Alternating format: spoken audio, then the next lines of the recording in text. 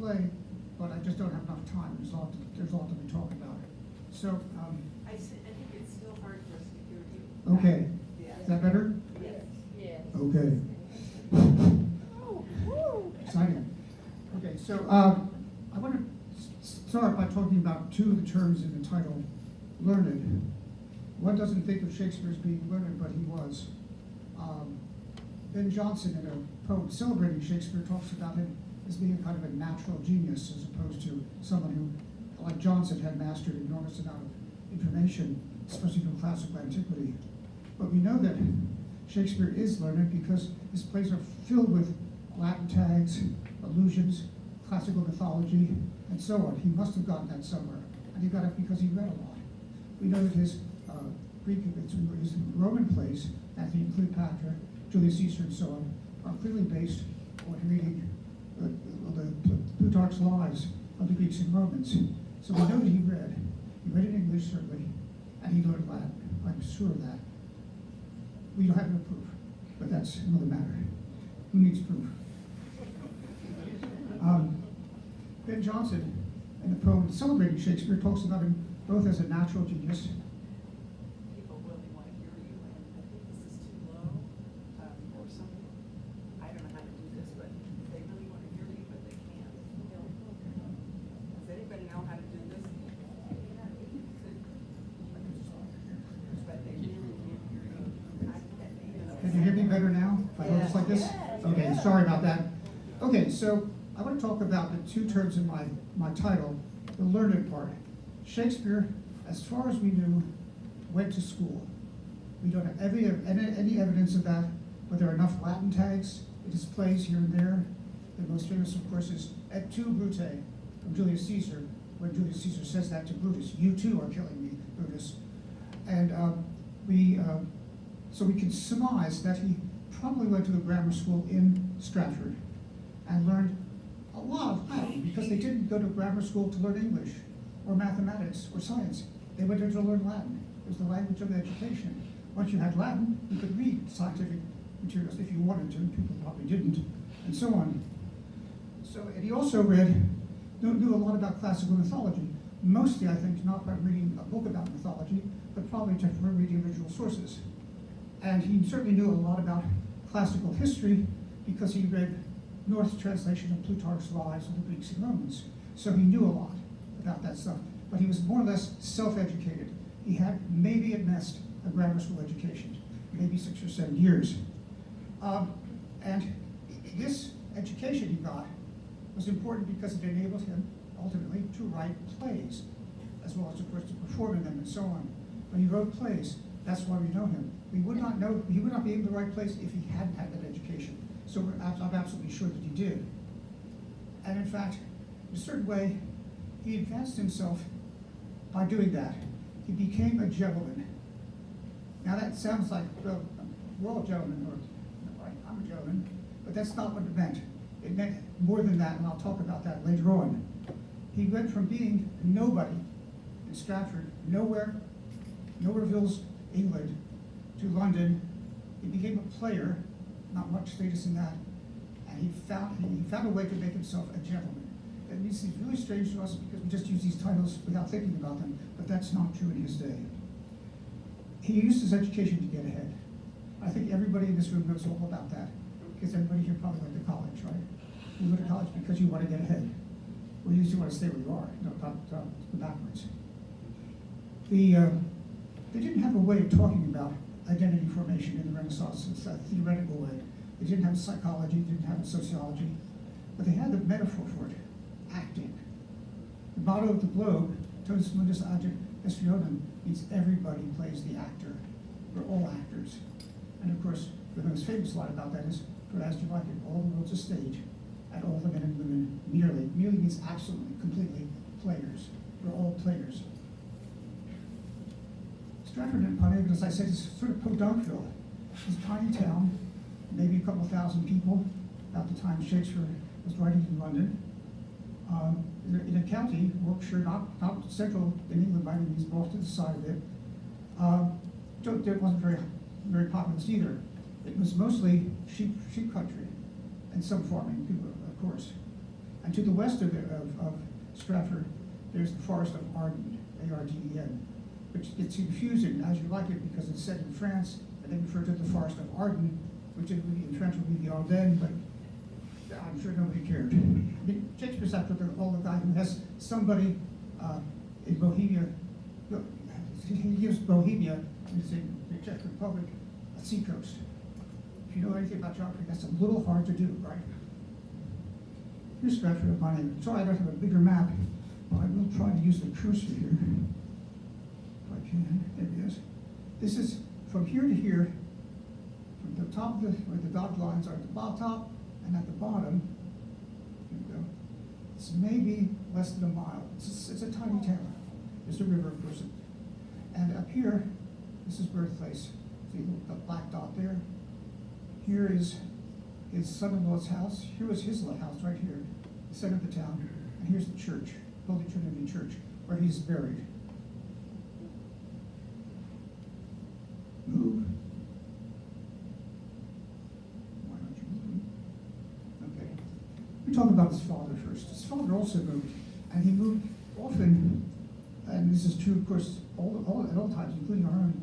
You both move socially up or down the social order, and you move spatially as well. I came here to Texas. I was born in Philadelphia, right? And so one went the other. Nobody likes to move necessarily, but they do. Shakespeare's father did that. He came from someplace in Warwickshire, not too far away, and he moved to Stratford. He was a glover by profession. And that meant basically he made gloves. It was a high-end profession. It was a skilled trade. It involved getting leather from farmers, from the cows, and so on, and treating it so that it would soften and so on. I'll tell you a bit more about that in a minute. John, a man on the make, purchased a large house in Henley Street. It's still there today. I'll show you that in a minute. He married someone, Mary Arden, same name as the forest, I guess, who was from the country, but she was the daughter of someone who had some standing. Like that standing would be a gentleman or a yeoman. That's what they called them. He became an alderman, a city councilor, essentially, in Stratford, at about the same time that William was born in 1564. He eventually became the mayor, the high bailiff of Stratford. But he had financial troubles. We don't know exactly why. One biography of Shakespeare suggests that his father was a drinker, and that may have been why he went into difficulty, but we don't know that for sure. But anyway, he did have financial troubles. When he tried to apply for a coat of arms, I'll come back to that in a minute, he didn't get it. It was not approved. In fact, by 1586, he'd been removed as a councilman. He'd been removed from the Board of Aldermen. And in 1592, he stopped going to church. Some wild speculators think that's because he was really a closet Catholic. I think that's nonsense. I think he stopped going to church because that's where your creditors could find you.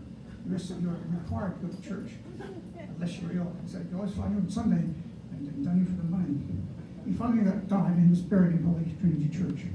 That's about what we know of him. Shakespeare's England was a stratified society with some things very well defined, especially the people at the top. Small percentage of the population, the royals, the nobles, right? Kings, dukes, marquises, and so on. The only time I left in black is knight, because knight was a life title, it wasn't an inherited title.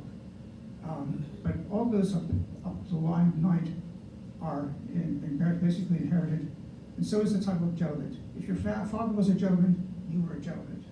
So below them, yeomen and burgesses. But that's really the division between the rural and the town. And the division is kind of sloppy between yeomen and gentlemen. Very, very depends on the place and so on.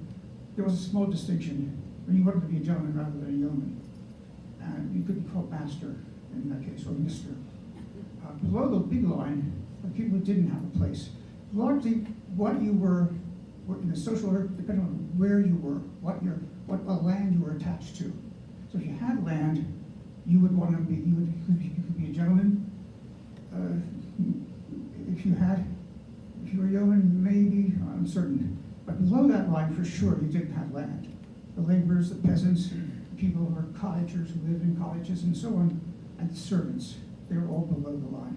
They were not, it's sort of like, not quite so much, not close to being the people who didn't get counted in the census. Those are at the very bottom. Beggars, outlaws, prostitutes, and so on. And of course, players. Shakespeare was a player, and that means he didn't have any standing in society. So he had to remedy that, and he did. In fact, we know where the house he was born in is preserved. And I can show you his supposed bedroom. This is, no, sorry. What happened? Okay. This is the way the shop looked. He was just a leather maker, as I said. And on the ground floor of the shop, he probably would have had a space where he sold gloves or made them on demand for people. Gloves, beautiful, yes? Well, behind, I love this fact. It's a factoid, whatever. You had to be, you got leather from the farmers, but you had to treat it so it could be made into gloves. It wouldn't be supple, it wouldn't be soft. So you had a big tub in the back that was filled with, sorry, but urine and excrement. And the chemicals in those, because they didn't have chemicals, they didn't have like bottles of ammonia or whatever. So they had to get some somewhere, that's where they got it from. I have no idea how the stuff got there. Don't ask me about that, I don't know, I don't care. But that's what they did. It's an interesting fact. But of course, when it was done, they processed them as gloves. I'm sure they washed them at some point, and I know they perfumed them. So even, but who knows what's been smelled in the perfume. Shakespeare's mother was Mary Arden, the same name as the forest next to Stratford. She came from a gentleman's, I think a gentleman's estate. So she was a good match for him, for John Shakespeare, and so on. And but it's all local, very local. So Shakespeare, we come to here. He gets born in 1564. We think he was born on the 20th, but we know he was baptized on the 23rd. And normally parents, for reasons I don't understand, would wait 3 days before they baptize a child. It seemed to me they do quite the opposite, but what do I know? At any rate, and he went to school, most likely, again, we don't have any hard evidence, at the King Edward VI Grammar School in Stratford. He married Anne Hathaway, as I said, who came from fairly well-to-do farming people, and he had 3 children altogether. Susanna, who outlived him by a lot, and then later on, who married John Hull. You can visit that place too, his house in Stratford now. And he had 2 twins. They had 2 twins later on, Judith and Hamnet. Many of you have seen Hamnet, the movie, okay? And Hamnet died about, I guess he's 11 years old or something like that. And Judith died much later. By the way, Shakespeare had no living heirs. With the 2 women, the family he married, they had no children, so he survived. We don't know what he did between 1585 and 1592. There's no evidence at all. We know that he was at Stratford up until 1585 because we have the baptism certificates for the children, and we know that he's in London in 1582, 92, but in between nobody knows. Wild theories abound. My favorite is that he was really a closet Catholic, and he was in the service of somebody in the north who had a guy in his employ whose name was Shakespeare. Oh, clever Will. He turned Shakespeare to Shakespeare so nobody would know who he was. I'm sorry, idiocy is too much to pass without comment. By 1592, he was identified as a player, someone associated with the theater. And by the way, in the theater of the time, there weren't specialized roles. You didn't have something to do lighting, something to do directing, something to do the costumes. You did everything. So all the people in the company were doing everything. They were acting in the company. He acted too. We're not sure which parts, but we're sure he did. By 1594, he was certainly a sharer. That means he was a shareholder in the Lord Chamberlain's men, which meant he owned part of the company. There are, I think, about 4 of them altogether who owned the company, and they made money from it. You can visit a bedroom in the house in Henry Street. This is not his furniture. People just assemble furniture for this, so you have a sense of what it was like to be there. I love the idea. You can't quite see it in this picture, but their beds were very short from top to bottom because they slept like this. They didn't sleep like this, they slept like this. And one of the reasons was that if you were lying flat, it was like you were dead. And that was kind of a superstitious thing. I don't know whether it's better to sleep that way or not. I certainly don't. And he went to school. That is preserved in Stratford. And there's all the benches. I like this picture though, because they were the boys, some of them looking around the board, one of them reciting before the master. And I like it back at the table here. You got two guys sitting here. And you also got, just in case you didn't do your lesson very well, they would beat you, of course. Standard practice in those days. Okay.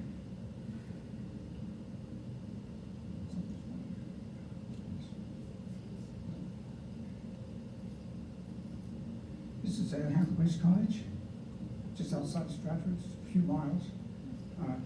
By the way, both this and the house I showed you before, the birth house, they're probably added on to, they were probably smaller in Shakespeare's day, but people added on to them. And as you can see, the houses have thatch, basically twigs and greeneries, reeds, whatever, for the house. Let's see. The only image we have, I'm not sure if very reliable, is this one was just somewhat later by someone who apparently had some access to something, we don't know what. And he could draw a picture of Anne Hathaway. Nice, but certainly not that. That is not Anne Hathaway, and that's not William Shakespeare. Yeah, they're much more romantic looking than he was. We do this in London by 1592 because a contemporary, Robert Greene, who was also a playwright, wrote a book, a treatise, a work called A Gross Worth of Wit. It's a satirical piece which is making fun of everybody else, right? And he talks about Shakespeare indirectly, but you can see through it, right? He denounces him as an upstart crow, beautified with our feathers. Crows were not popular in those days, I imagine. Who is in his own conceit, his own imagination, the only shake seen in the country. Oh my gosh, that's such a disguise. I would never have guessed it was Shakespeare from that. Shakespeare had a problem in terms of identity and status, because players didn't have much. And they've been around since at least the 15th century. Small groups wandering from town to town, sometimes identified as 4 men and a boy. The boy played boys, I also played young women's roles. They had no place. They literally had no home. And so that was a problem for a society in which having a home, having a place, was essential for you to have a recognized identity. As players, they could be whipped out of town if the city fathers or whatever didn't like them, and that probably happened from time to time. So it was a big problem for players. So one solution to that was build yourself a theater. And so they did. They built a theater, thank goodness, called The Theater, so you don't have to worry about the name, in about 1576, north of the city, and Shakespeare's troupe actually played in that theater.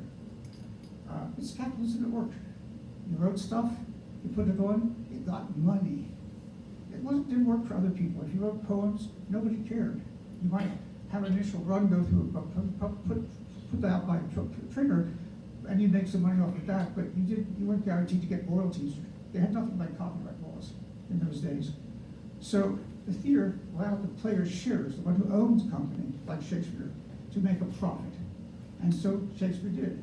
He could make the equivalent of about $25,000 to $50,000 a year, depending on the year. Sorry, this map is small, but I just use the cursor. Here are the theaters are. Here, here, here. This is the theater up here, and they're down here. Why are they there? Because these are the city limits of London, without line.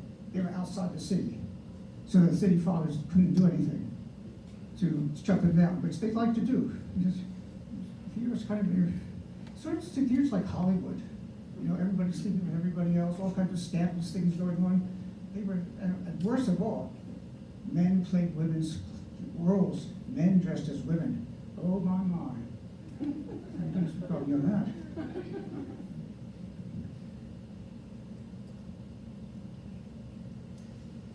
Sorry. Technology, behave yourself. Here's another shot of that. You can see the theaters. This is a shot of the 17th century. Here's the big cathedral of St. Paul's. It doesn't exist anymore, to be replaced by I think Christopher Wren, neoclassical one. London Bridge, the Elgin Bridge. The south bank of the Thames was sort of marshy, So it was later settled. The North Bank was settled much earlier. Anyway, here's Southwark Cathedral, Southwark, or Suffolk as they say, Cathedral, and here's the theaters. We can go down one more. We go down one more. All right. There are the theaters, close up from an engraving. Here's the Bear Garden, and here's the globe. And by the way, the Bear Garden, I just can't resist this. Why did they call it the Bear Garden? Because there was a sport in which they took a bear, chained it to a stake in an arena, and set the dogs on it. And people would bet how many dogs, which dogs would survive, which dogs would be killed, whether the bear would be killed. I don't think they were very sophisticated people, certainly not people I would like to spend my time with. But nevertheless, we know that the theaters were octagonal, they had 8 sides, and they were usually 3 stories for people to watch from. You paid more for those seats. But you could stand here, this area here, for just a penny, or the equivalent. So very, very little money, and so on. And watch the play. The theaters would have some kind of covering for the actors, some doors, a second space here. Think of Romeo and Juliet, Juliet's open balcony, and that sort of thing. Let's see. Okay, here's the globe. It's been rebuilt, of course. Whereas the original theater cost, I don't know, a few $100,000. It's equivalent to build. This one cost $45 million to build. And it has one thing the old one didn't have. It's got fire sprinkler system on the roof so that it won't catch fire. Because the globe burned down in 1613 after Shakespeare was no longer with it. They had to rebuild it, which they did, which was a very profitable institution. There's some modern theater goes in the rebuilt. Notice there are 2 doors for entrances and exits. Receiving a space in the middle. Sometimes the acting for a scene would start in there, but they'd have to come forward because otherwise the people on the sides and so on couldn't see them very well. There we go. Over to the globe is the name of the globe is significant. It means the world. It's the whole thing. All the world's a stage, right? And all the men and women are the players. And so underneath the awning, or whatever you call it, the overhang of the stage, the overhang of the stage, you'd have pictures of the astrological symbols, like it was the heavens up there. But by the way, beneath the stage was hell. The stage was earth, and there were the heavens up there. They really did think in such terms. Did this solve the problem? Well, yes, I kind of know. Because theaters were disreputable. All sorts of people went there, in addition to, serious theater goers, poor people, beggars, prostitutes, all sorts of things. Quite a crowd. But one of the reasons the city fathers disliked the theater was their apprentices would just play hooky. Go to the 2 o'clock performance. They had performances 6 days a week at 2 o'clock, always. And so instead of working, they'd be out there enjoying themselves. And the stage was associated with immorality, both in the things it depicted and in the lives of the people who were involved with it. And there's also the possibility of political subversion. I love this because Ben Jonson, one of Shakespeare's contemporaries, was briefly imprisoned because in one of the plays he cooperated on, a play called Eastward Ho, the play made some comments negative comments about Scots, the Scots. James I was James VI of Scotland. He was a Scot. They took offense at that. But a play like Richard II, which was actually put on at one time when conspirators were thinking of overthrowing Elizabeth, they didn't, that passage was fine. So they kind of missed the point. I feel like censors nowadays they kind of missed the real point. They lost to the weeds. So one of the solutions is not just to build a theater, and that didn't work very completely. Why not get a patron? Why not become someone's dependent who had land, who had identity, and so on. And so all the theater companies had patrons. Shakespeare's company was the Lord Chamberlain's men until 1603 when James came to the throne. And in 1603, they became the king's men. So they had the patron if you had that one. What was the relationship like? Well, you got free performances if you were the patron. You could say, just come to my estate, whatever, and put on a play, and they would. And in return, the players got 2 things. One less important than the other, but they got costumes, last year's fashions, that sort of thing. And they also got letters patent, or a patent, a document that said, we are the Lord Chamberlain's men. Theoretically, that protected you from being arrested and being chased out of town or whatever like that. As I said, first patron was this guy, and then his sons who succeeded him, the Lord Chamberlain, and then it was King James himself, who took over the theater. By the way, he and his family really became the only patrons for the theater to keep an eye on them, make sure they were under control in some way. I don't think they were very successful. But if you saw the recent Macbeth, Banquo is one of the ancestors of King James, and so it's flattering to King James because Macbeth is the bad guy and Banquo is the good guy. He doesn't succumb to the temptation of the witches. Or not. You could have a theater, you could have a patron, you were still pretty disreputable. You didn't have a place. Oh, yeah, you own a theater maybe, but it's not the same thing. Even under James, who liked the theater, and patronized it, you didn't have that much protection. So what did you need to get on, to have a place, to have status in Shakespeare society? You needed this. You needed an identity that you purchased by going to the College of Heralds, who watched over this thing. I don't know what their job was otherwise, their day job.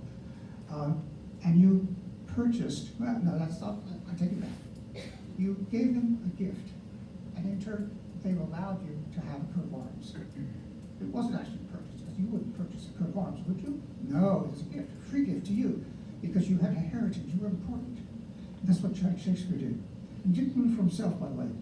He purchased it for his dad. Poor old dad is still alive, didn't make it in the 1570s, finally got to be a gentleman. And so did Shakespeare, Master Wayne Shakespeare. Excuse me.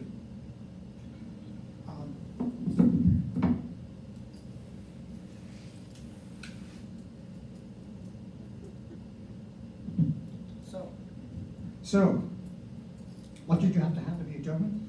You had to have land in your family's possession for several generations. You didn't work with your hands, and you had an income of at least $20,000 or whatever the equivalent would have been in pounds in those days. Shakespeare his father did not meet the first requirement. But the College of Heralds, I'm sure, with a hefty gift would say, look the other way. Okay, you're a gentleman now. And by the way, we know that he had a coat of arms. Of course, it has a shield with what looks like a pen, but it's actually a spear, Shakespeare. And at the top, there's a bird, a falcon, associated with the upper classes. And it's got its wings spread, it's fluttering, I guess. And it also has a spear. The falcon is taking the spear. Shakespeare. Very clever. And in fact, we know that sometime after that, somebody got his dander up about Shakespeare being considered a gentleman and wanted to sort of take it away. So we have a second drawing, consistent with the first, of the coat of arms. It didn't work. Shakespeare saved, and then the attempt failed.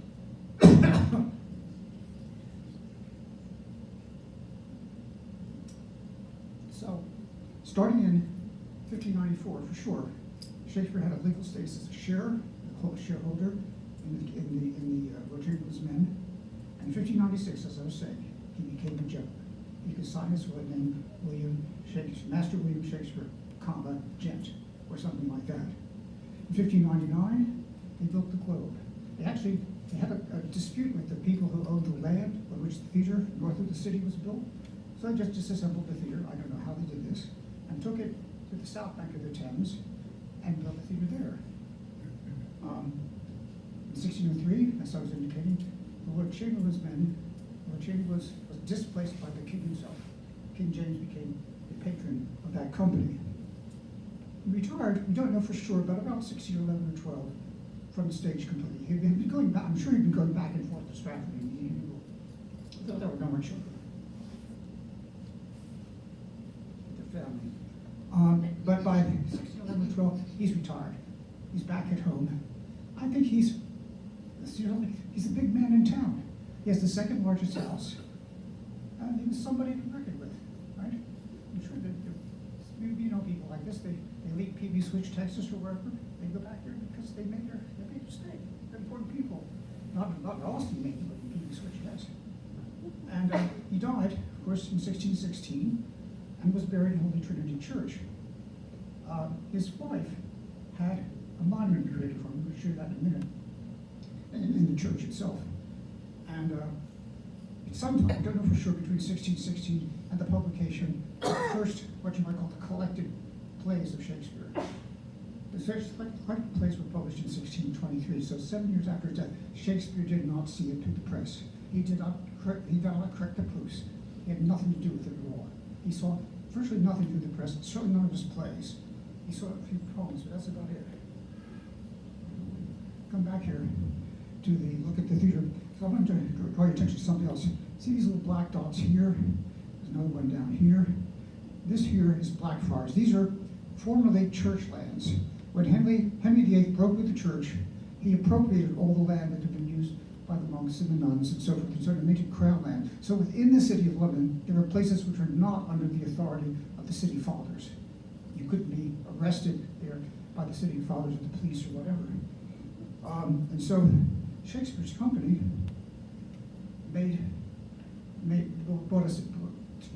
got a second theater there. I'll tell you that in a minute. What did Shakespeare do with all the money he made? Well, he was a capitalist. He invested in land. That was the thing he invested in those days. You don't buy stock, right? That's later on. He bought land. He bought a new place in Stratford for about $100,000, something like that. The second largest house in the city. I honestly do not know what the first largest house was. So that's also my knowledge. He also bought land near Stratford. He bought part of a house in London. He bought tithes, that is the profit from agricultural production. He was a savvy businessman, as well as a great writer. Here's New Place. Oh, sorry, no, it is New Place. That is not New Place. This is New Place. It's gone. It was torn down. We'll never know the house that Shakespeare bought for himself because it has disappeared. Sorry. But the theater was an investment. We know that he spent, the company, the four or five people who owned it, the company, spent about £700, maybe $300,000 for the Globe. When they they built it there in the south side of the Thames. The reconstructed Globe would cost, what is it, $45 million. It's bigger. You have a sprinkler system, by the way, the roof, so it's not going to burn down. Shakespeare could earn between $50,000 and $100,000 a year. Just a handsome amount of money in those days. They also built, as I said before, they bought a second theater, a smaller theater, a better theater in some ways because it was indoors. The problem with having an outdoor theater, it rained. It's England, it rains all the time. And so you had to be able to put up with that. People did, apparently. But the King's men bought Blackfriars. And slowly but surely, most of their plays and things were oriented toward that theater as a place where better sort of people went. It's the theater that was our theater. Who goes to the theater nowadays? Generally not ordinary people. It's more like the middle class, right? Or upper middle class. For one thing, it's very expensive. So it was the same thing then. And little by little, they shifted their production, and companies in general did this away from the big open theaters of the prime of Shakespeare's life to the indoor covered theaters. That's been the way it's been ever since, just about. Not exactly everywhere, but most places. You earn more for that because you charge more for the seats. So, as I say, capitalism at work. There were no workaround links, no common people paying their penny and standing and watching the play, probably doing all sorts of unsavory things while they did that. Now, Blackfriars has been, we don't have an original Blackfriars or a reconstructed Blackfriars in England. We do have Blackfriars in Staunton, Virginia, which puts on Shakespeare. It's American Shakespeare Company there.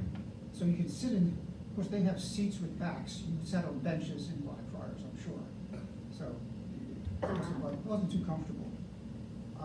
Again, if you look at the map, here's what the theaters were here, maybe in some of these other dark spaces here. Finally, in 1623, Shakespeare's plays, and only his plays, he wrote poems with sonnets and long poems, were not in this, just the plays were published in the first folio. It's not called the first folio, that is the first, folio is it's the name for the kind of book it was. If you imagine, folio was like this, about that size.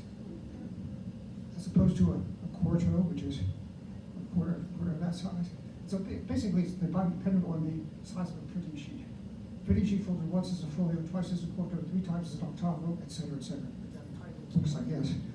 And so it was a big deal to have it published in a folio. Folios were reserved usually for like theological works, religious works, and things like that, because they had to have a lot of money to publish one, had to have backing to do it, and so on.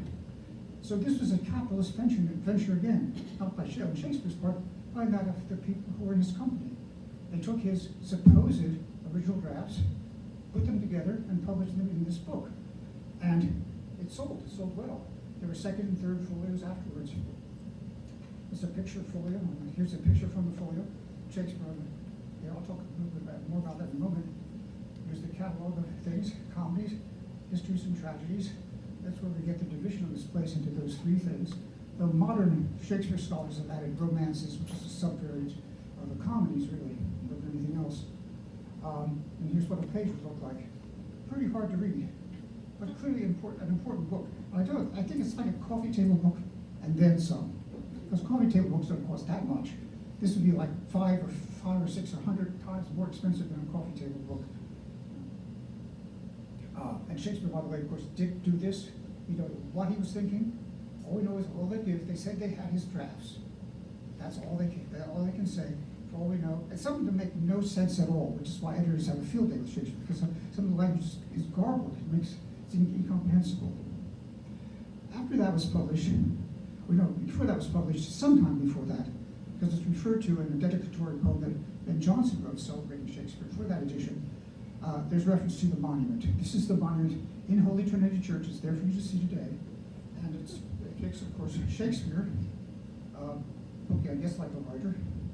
I like the fact that, remember I told you about the bird with the spear, with the spear up here and the shield? So they got his crest, his coat of arms on top, right? This was, by the way, seen to by his wife, Anne Hathaway, after his death. And then a sculpture, a bust of Shakespeare, and underneath some writing in both Latin here and English, basically saying, he's great. He's a really great guy. He's a terrific guy. When you go to London, you can visit Westminster Abbey, and in Poets' Square, you'll find a statue of Shakespeare. He looks very dashing, doesn't he, with the cape and everything. Very kempt, his beard's nicely done. This is a romantic fantasy of Shakespeare, of course.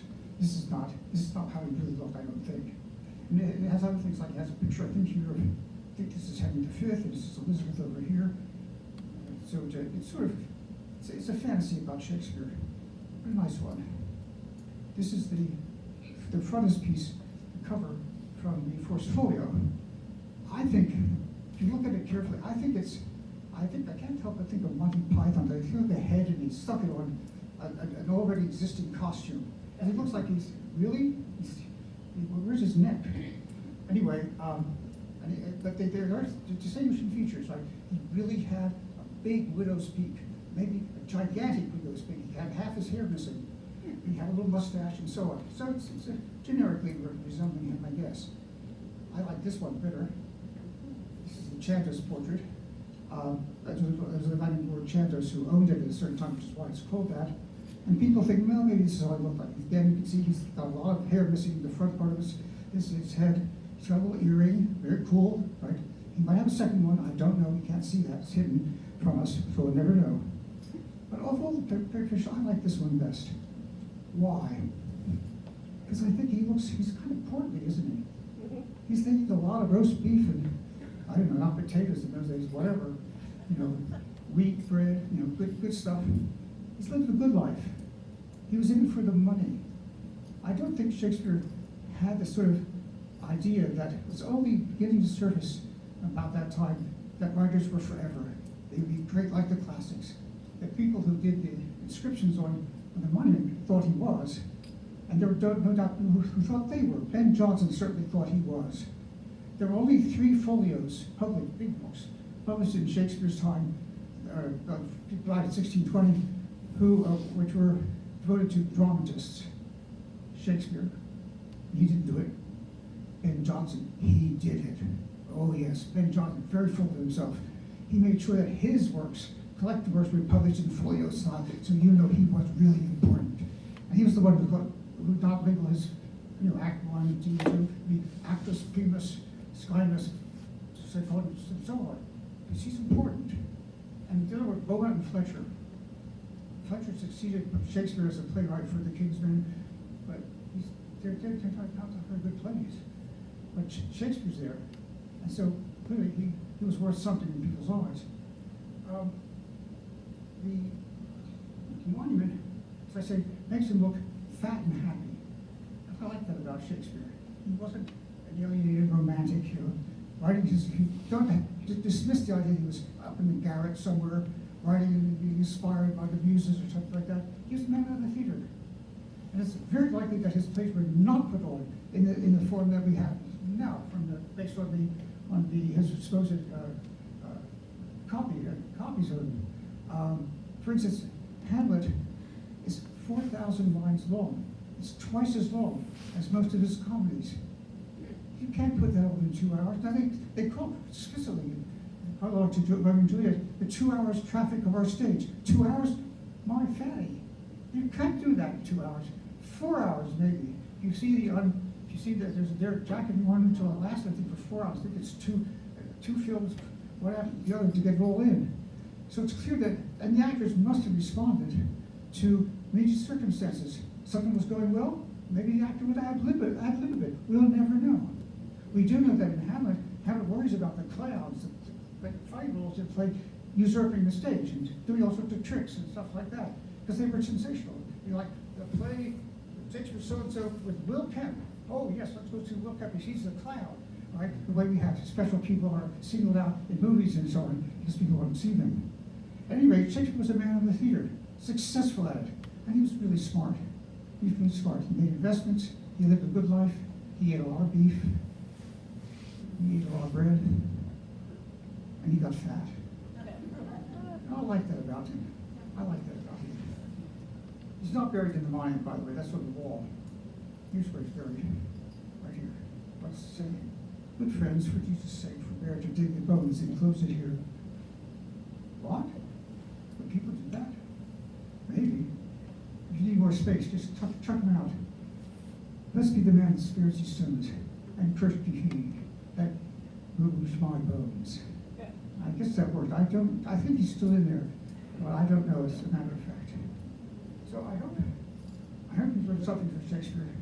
He really was a gentleman, but not in our sense necessarily. He probably was that sense too. A gentle guy, maybe. He was a successful man of the theater. He used his learning to good effect. It helped him write plays. His first two plays were classical plays. One translated from translated and adapted from two ancient plays. One which had never been adapted before, so he must have known enough Latin to do that. And he was a success. He made money and lived a good life. I think it's a life worth thinking about. Thank you.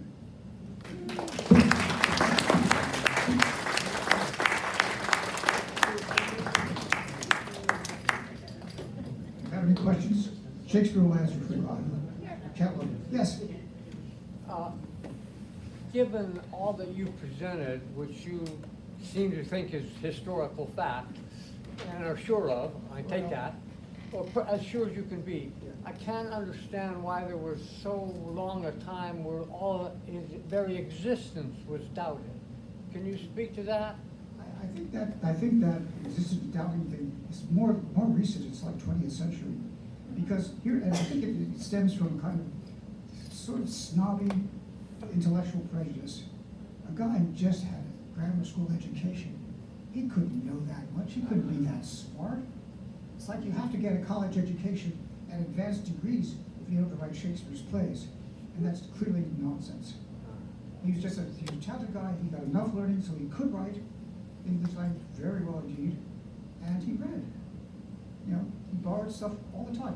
He rewrote other plays. Most of his plays have sources that are other plays or text or prose texts that he used. He was shameless that way, and he was very good at it. We remember his stuff, not the other stuff. Are there questions? I can channel Shakespeare. Yes. I don't understand why his father became a gentleman. Status. Because he could. Because he didn't mention this, He but, worked with his hands. what? For one thing, he worked with his hands. Well, they put the right sum, the College of Heralds would of course overlook much. Like if you hadn't had property in your land, in your own land for like 3 generations. But I think the thing is that, you wanted it because, how can I put it? Okay, you went to church on Sunday, you were required to go to church. Where your pew was located depended on your status. You were above everybody else, you got, I guess, I don't know, maybe back farther or closer or wherever, you got a better pew. And they worried about that. We don't worry about that at all, right? None of us. Yeah. I can help you out with the urine and the gloves. Oh, thank you. That's how they got them so white. Oh. They used the urine to bleach them. Yeah. I can't help you with the others. Yeah, and I don't know, I think the stuff, whatever's in feces helps dissolve the hair or something like that. But I can't imagine how it all got there in the tub. And I don't wanna speculate, but I can imagine it didn't just appear by itself. Somewhere it came from somewhere. So somebody was out there urinating in the tub, I guess. Maybe the house dog, I don't know. But I'd like to actually think that John Shakespeare's out there taking a leak in the tub behind his house. It's a wonderful image. So probably little Shakespeare did it too, why not? Better than that in the living room, right? Other thoughts or questions? Okay, well, I hope I showed you a little bit about Shakespeare, why I think we can all relate to him, right? Everyone here, we went to university, we got an education, we entered professions. Universities are specialized, lots of different professions now, but he did the same thing well before us. And that's why so many of his plays are filled with characters who are like us. I was going to talk, if I had time, talk about Othello, a black guy from nowhere Africa, nowhere, we're not sure where he comes from there in the play, but from someplace out there, beyond. And he winds up being the head of the armies of Venice, one of the most important cities in the Italian Renaissance, a very wealthy city. How did that happen? And guess what? He's as insecure as hell. Just as most people who change their social class are insecure. Perhaps many of you are. I sure as hell am. Yes. Thank you very much. Enjoy this.